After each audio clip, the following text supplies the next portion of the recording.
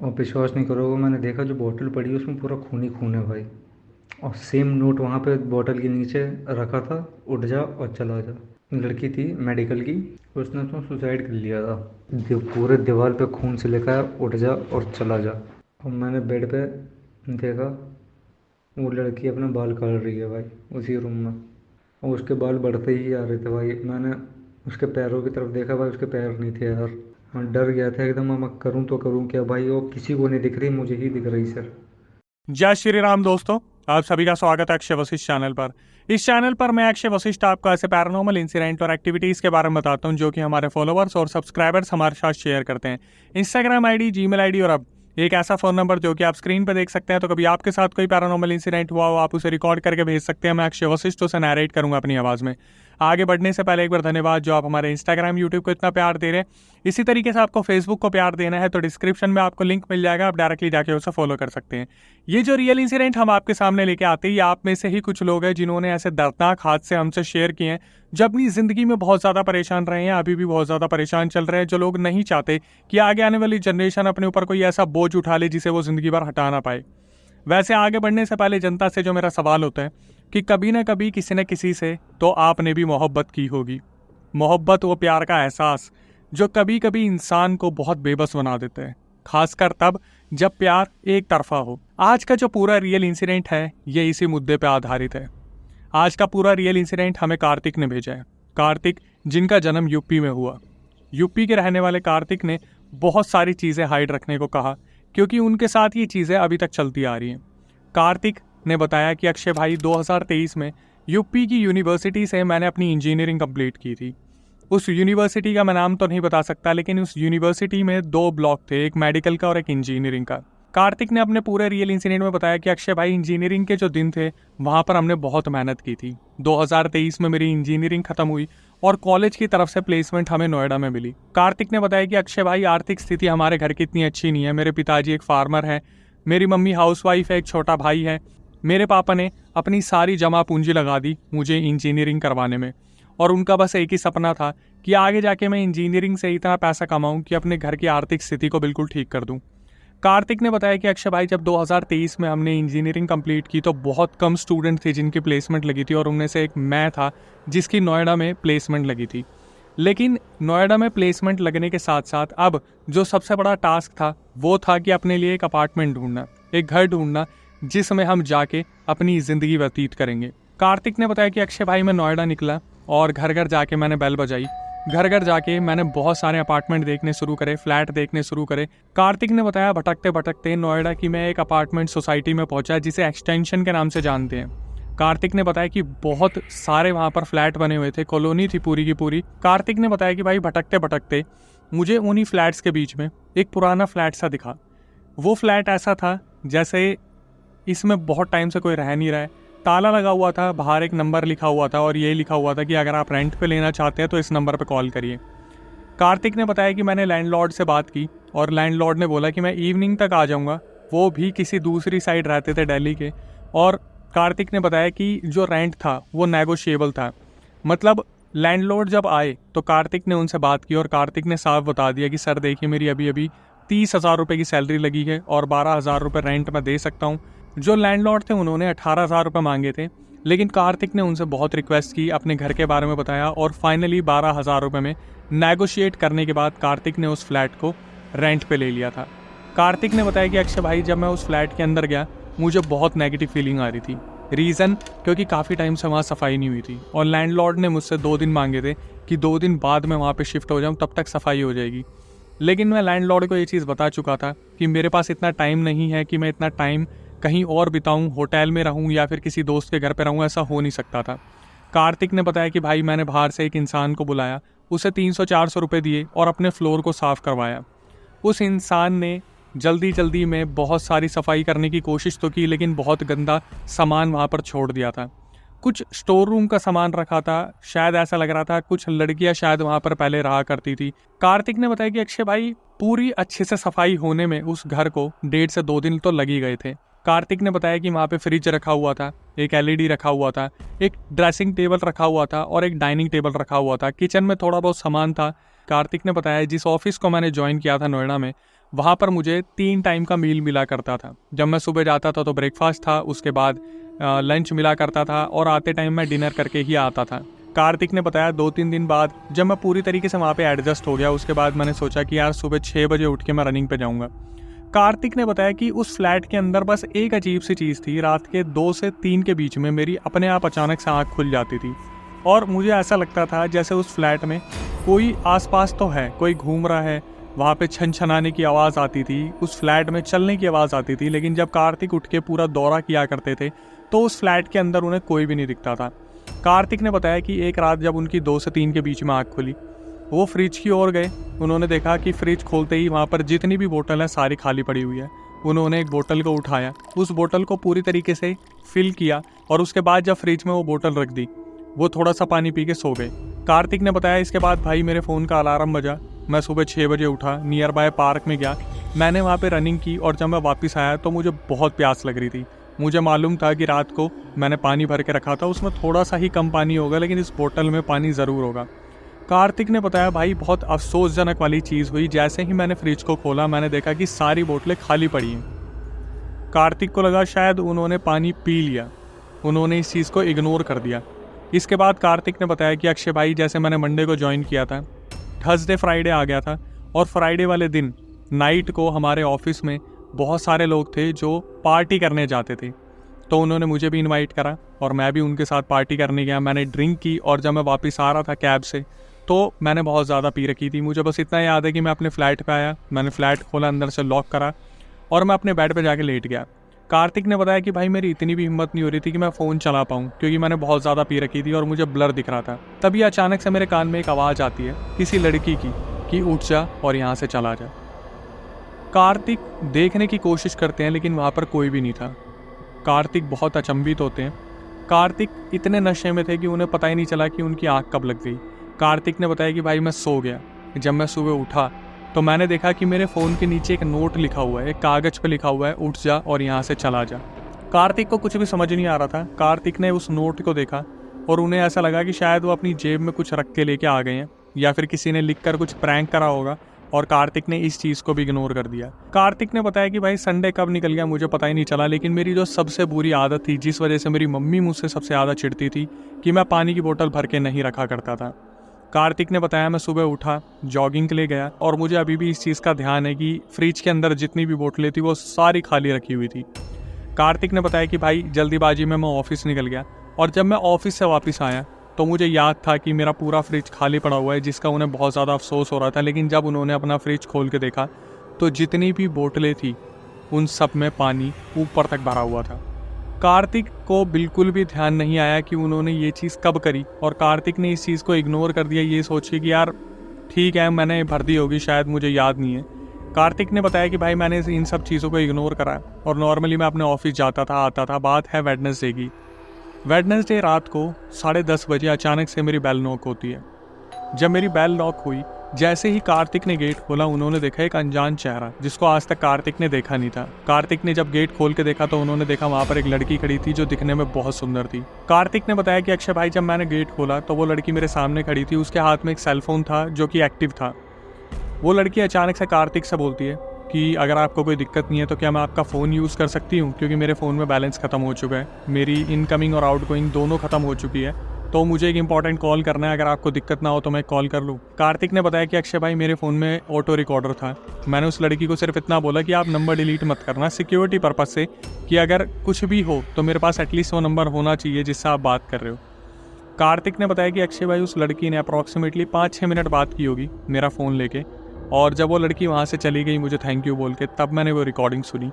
Normally एक conversation हो रही थी, जैसे वो लड़की किसी इंसान से बात कर रही थी, किसी लड़के से बात कर रही थी, लेकिन आखिरी की जो 2 लाइनें थी जब कार्तिक ने उस रिकॉर्डिंग में सुनी तो कार्तिक बुरी तरीके से हिल गए। उन आखिरी 2 लाइनों में था कि उठ जा और यहाँ से चला जा, तुझे सुनाई दे रहा है, उठ जा और यहाँ से चला जा।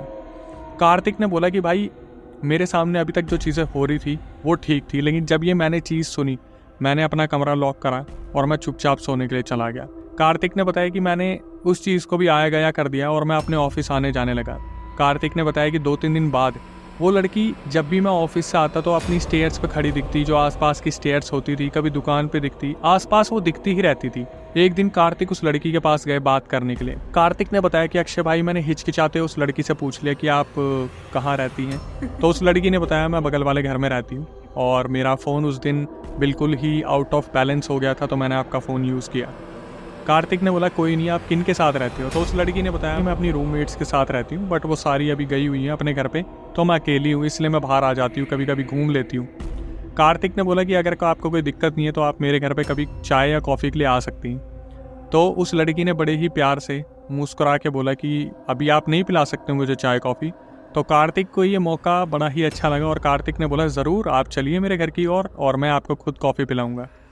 कार्तिक ने बताया कि अक्षय भाई वो घर पे आई मेरे, मैंने उससे बातचीत करी और बातचीत के दौरान हमारी दोस्ती हो गई।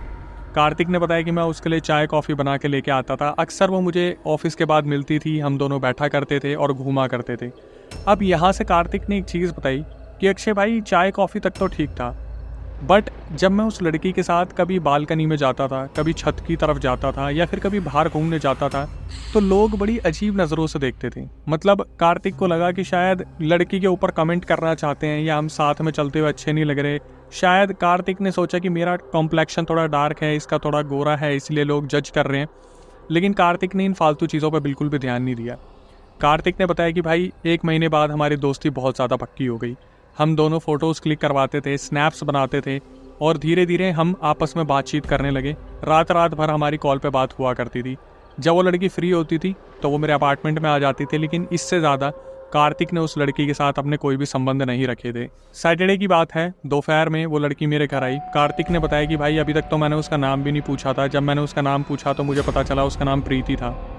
वैसे तो अक्सर मैं सुना करता था कि वो फ़ोन पे अक्सर इंटरव्यू देती थी तो बताती थी कि मेरा नाम प्रीति है, मैं प्रीति हूँ, मैं यहाँ रहती हूँ, लेकिन वो नाम पूरी तरीके से कंफर्म नहीं हो पाया था। तो कार्तिक ने बताया कि मुझे पता चला कि प्रीति इनका नाम है। तो कार्तिक ने बताया कि सैटरडे की बात है, दोपहर में प्रीति मेरे घर पे आती है और प्रीति बोलती है कि यार मुझे भूख लग रही है, कुछ ऑनलाइन ऑर्डर कर लो। कार्तिक ने बताया कि भाई मैंने चाप मंगवाई थी, क्योंकि फ्राइडे नाइट मैंने पार्टी नहीं की थी तो मुझे लगा कि थोड़ी बियर पी लेनी चाहिए। कार्तिक ने अपने फ्रिज से 2 बियर के कैन निकाले और वो धीरे धीरे बियर पीने लगे। तब तक उनकी जो ऑनलाइन डिलीवरी थी वो भी आ गई थी, चाप। इन दोनों ने चाप को एंजॉय किया, बियर पी, और अचानक से कार्तिक को उनके घर से कॉल आ गया। कार्तिक ने बताया कि भाई जब मेरे घर से कॉल आ गया तो मैं बालकनी की तरफ गया और मैंने प्रीति को मुड़ के बोला कि यार अगर तेरे को कोई दिक्कत नहीं है तो फ्रिज में से एक बार पानी की बोतल निकाल देगी। कार्तिक ने बताया भाई बियर पीने के बाद गला बहुत सूखता है। मैंने पानी मंगवाया प्रीति से और जैसे ही मेरा कॉल कटा है मैंने पीछे मुड़ के देखा तो वो जो पानी की बोतल थी उसमें पानी नहीं था, उस पूरी बोतल में रक्त भरा हुआ था, पूरी बोतल में खून भरा हुआ था। कार्तिक ने बताया कि भाई मैंने उस बोतल को देखा, मैंने उसे हाथ भी नहीं लगाया और मैं अपने फ्लैट में प्रीति को ढूंढने लगा कि प्रीति ने मेरे साथ ऐसा मजाक क्यों किया है। कार्तिक ने बताया प्रीति वहाँ से कब जा चुकी थी कार्तिक को पता ही नहीं चला।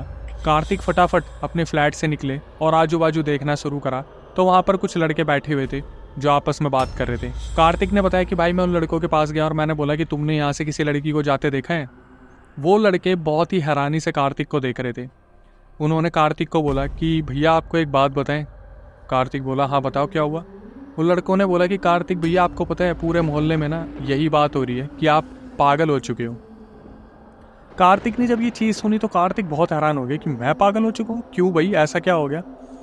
वो लड़के बोले कि आप किससे बात करते रहते हो, मोहल्ले में किसके साथ घूमते रहते हो, आप क्या करते रहते हो, हमें समझ नहीं आता। सब लोग यही बोलते हैं कि इस फ्लैट में जो लड़का आया है वो पागल हो गया है, हम आपको जानते हैं भैया, आप ऐसे नहीं हो, आप किससे बात करते हो। कार्तिक ने बताया कि अक्षय भाई मैं सुन के बहुत ज़्यादा हैरान हो गया, मुझे लगा शायद उस लड़की का कैरेक्टर ठीक नहीं है इसलिए बार बार पूछ रहे आप किससे बात करते हो, किससे बात करते हो।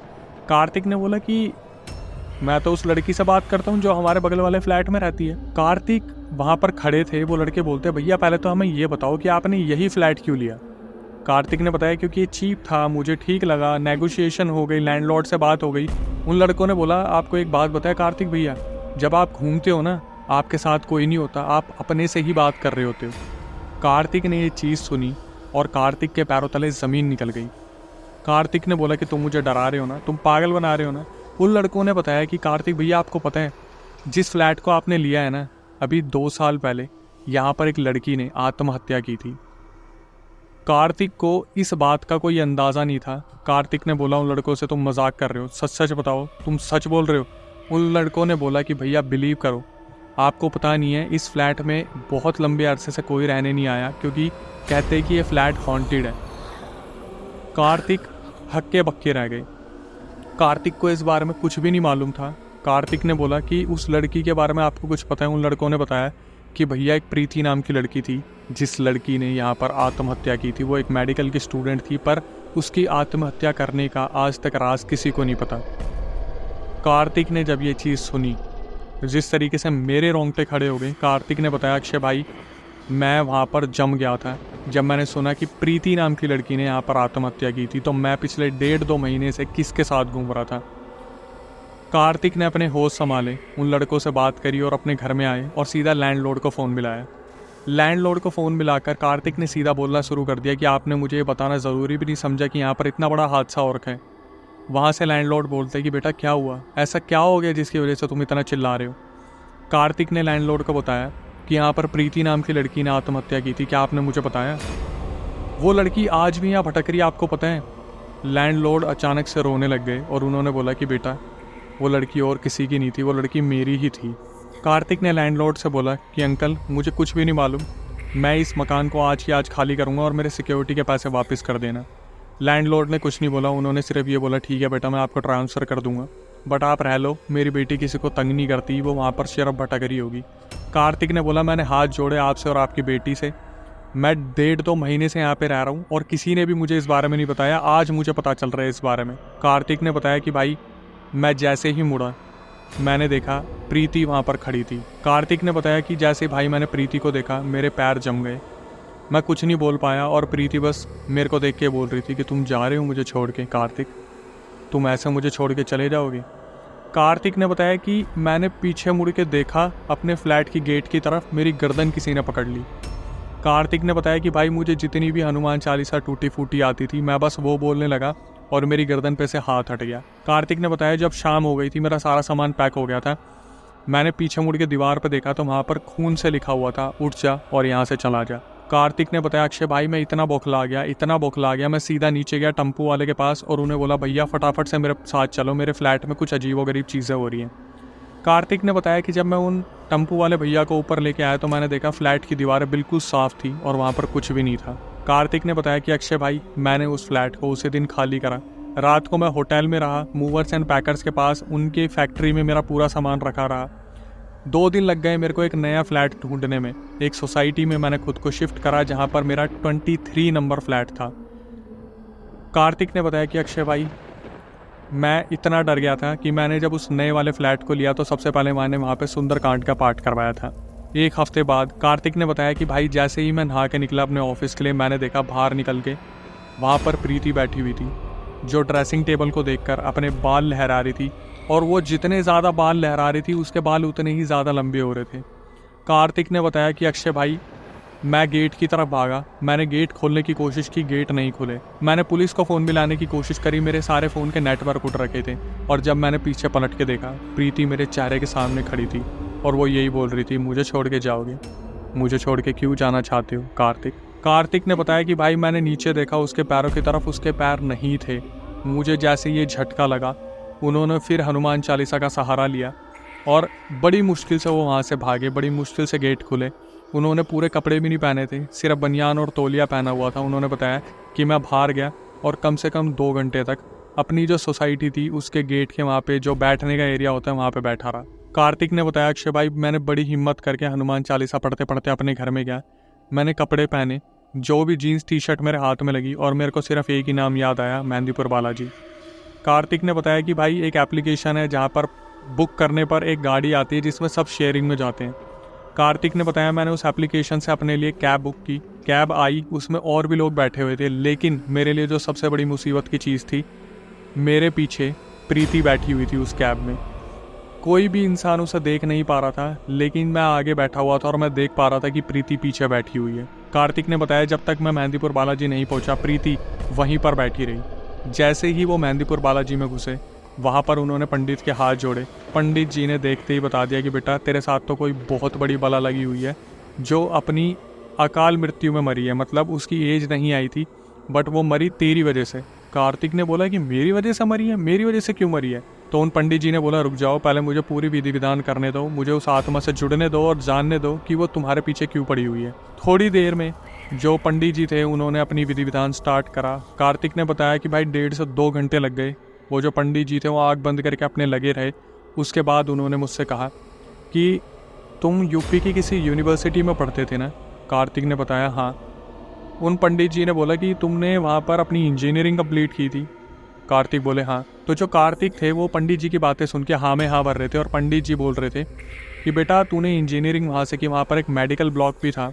उस मेडिकल ब्लॉक में एक लड़की थी, वो तुझे बहुत पसंद करती थी, पर वो तुझे कभी अपनी फीलिंग्स के बारे में नहीं बता पाई और इतनी घुट गई कि उसके मेडिकल एग्ज़ाम में नंबर बहुत कम आए, जिसकी वजह से उसने आत्महत्या कर ली और उसका नाम था प्रीति। कार्तिक को जैसे ही चीज़ का पता चला, कार्तिक के पैरों तले ज़मीन खिसक गई। कार्तिक को ये तो याद था कि मेडिकल स्टूडेंट में किसी लड़की ने आत्महत्या की थी, लेकिन वो कार्तिक की वजह से की थी ये तो कार्तिक को बिल्कुल नहीं मालूम था। उन पंडित जी ने सिर्फ यही बात बोली कि बेटा मंगलवार और शनिवार हनुमान चालीसा पढ़ना, शनिवार जाके पीपल के पेड़ के नीचे दिया जलाना और तुम्हारी मुसीबत का हल तुम्हें मिल जाएगा। लेकिन फिर भी तुम्हें अगले महीने खाटू श्याम जाना है, वहाँ पर जाके तुम दर्शन करोगे और वहाँ पर मान्यता लगाओगे कि उस लड़की की आत्मा को मुक्त कर दिया जाए। कार्तिक को उन पंडित जी ने एक लॉकेट दिया और बोला इसे अपने गले से कभी उतरने मत देना। कार्तिक ने बताया कि अक्षय भाई मेहंदीपुर बालाजी से मैं वापस आ गया लॉकेट पहन के, सारी चीज़ें बिल्कुल थम सी गई। एक दिन की बात है, जब मैं अपने ऑफिस से आ रहा था, मैंने टम्पू लिया था और टम्पू में से उतरते वक्त मेरा लॉकेट कहाँ गिर गया मुझे नहीं पता चला। कार्तिक ने बताया कि अक्षय भाई मैं अभी आपको ये रिकॉर्डिंग भेज रहा हूँ ना, मैं आपको कैसे बयां करूँ कि प्रीति मेरे सामने बैठी हुई है और वो मुझे मुस्कुरा के देख रही है और वो मुझे सिर्फ इतना बोल रही है कि कार्तिक मुझे छोड़ के कभी मत जाना, मैं तुमसे बहुत प्यार करती हूँ। ये रिकॉर्डिंग जब मुझे मिली, शायद 1-2 महीने पहले रिकॉर्डिंग मुझे भेजी गई थी, मैंने इसी नंबर पर कॉल किया तो वो नंबर उनके दोस्त ने पिक करा कार्तिक के, और उन्होंने एक ही बात बोली कि कार्तिक का इलाज चल रहा है, कार्तिक बुरी तरीके से पागल हो रखे हैं। उन्होंने खुद का पर्सनल फ़ोन तोड़ दिया था और अपने दोस्त के फ़ोन से रिकॉर्डिंग भेजी थी। कार्तिक का बहुत बुरी तरीके से हाल बुरा हो रखा है, वो मानसिक संतुलन अपना खो चुका है पूरी तरीके से और आज भी प्रीति उन्हें दिखती है। मैं सिर्फ यही दुआ करता हूँ कि जितनी जल्दी हो सके कार्तिक इन सब चीज़ों से बाहर निकल आए। उनके दोस्त ने बताया कि उनका इलाज चल रहा है, मे भी शायद वो ठीक हो गए, लेकिन अब कार्तिक किसी के भी टच में नहीं है। ये रिकॉर्डिंग जो हमारे पास आई थी, इसकी आवाज़ को ध्यान से सुनना तो आखिरी में आपको पता चलेगा, जहाँ पर कार्तिक खुद बोल रहे कि अक्षय भाई वो लड़की मेरे सामने बैठी है और अभी भी मुस्कुरा रही है। यहाँ से moral of the story conclusion मेरे समझ में नहीं आया कि मैं ये बोलूँ कि एक तरफा प्यार की जो कीमत होती है वो बहुत महंगी होती है। कभी कभी सामने वाले इंसान को हम अपनी फीलिंग कभी बता ही नहीं पाते, ये सोच के कि इसका ओहदा हमसे बहुत बड़ा है। शायद हमें बता देना चाहिए ये सोच के कि ज़्यादा से ज़्यादा क्या होगा, मना ही तो हो जाएगा। फिर ऐसा लगता है कि यार एक तरफा प्यार भी क्यों ही करना, जब आपके माँ बाप जिंदा हैं, आपका करियर इतना बड़ा है, अपने अच्छे से कमाओ और फिर उस इंसान के पास जाओ, कुछ बन के जाओ तो शायद वो इंसान आपको एक्सेप्ट कर लेगा। मेरे हिसाब से प्यार मोहब्बत की चीज़ें मेरे समझ से तो बाहर है, लेकिन आप कमेंट सेक्शन में ज़रूर बताइएगा कि आप इस बारे में क्या सोचते हैं। इसके बाद मेरी आपसे क्या ही रिक्वेस्ट होती है कि जो नए व्यूअर्स हमारे चैनल पे आए हैं वो चैनल को सब्सक्राइब कर ले, क्योंकि मोटिवेशन हमारा सबसे बड़ा यही होता है कि आप लोग चैनल को सब्सक्राइब करें, बेल नोटिफिकेशन ऑन करें, ताकि हमारी वीडियोज़ को आप ज़्यादा से ज़्यादा प्यार दें। क्योंकि जिस तरीके से हम सब्सक्राइबर से कनेक्ट होते हैं, एक एक चीज़ उनसे पूछते हैं, उनको कमेंट करवाते हैं, फिर उनको पिन करवाते हैं, भाई इतनी मेहनत कौन नहीं कर रहा होगा। और आखिरी में आके मेरी आपसे क्या ही गुजारिश होती है कि उस वीडियो को उन तक पहुंचा दीजिएगा जहां पर आपको लगता है कि इन लोगों को इस वीडियो की ज़रूरत है, जो एक तरफा प्यार या खाली फ्लैट में पहुंच जाते हैं रहने के लिए। इसके बाद हमारे साथ बहुत सारे सब्सक्राइबर कनेक्ट हो रहे हैं जो कैमरे के सामने अपना एक्सपीरियंस बता रहे हैं, तो आप क्यों पीछे हट रहे हैं?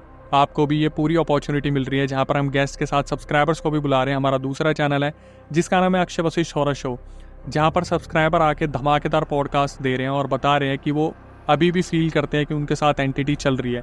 तो आप पीछे क्यों हट रहे हैं? अगर आप भी उसका सदस्य बनना चाहते हैं तो प्रक्रिया में आपको बता देता हूँ। स्क्रीन डिस्क्रिप्शन पर जो आपको नंबर दिख रहा है उस पर पूरा रियल इंसिडेंट रिकॉर्ड करके भेज दीजिए और नीचे लिख दीजिए कि अक्षय भाई हम पॉडकास्ट में आना चाहते हैं, दिल्ली में हमारा सेंटर है, हम आपको बुलाएंगे। एक बार रिकॉर्डिंग को रिव्यू करा जाएगा, उसके बाद आपको बताया जाएगा, दिल्ली में आप आएंगे और जनता जनार्दन के सामने अपना पूरा रियल एक्सपीरियंस रखेंगे।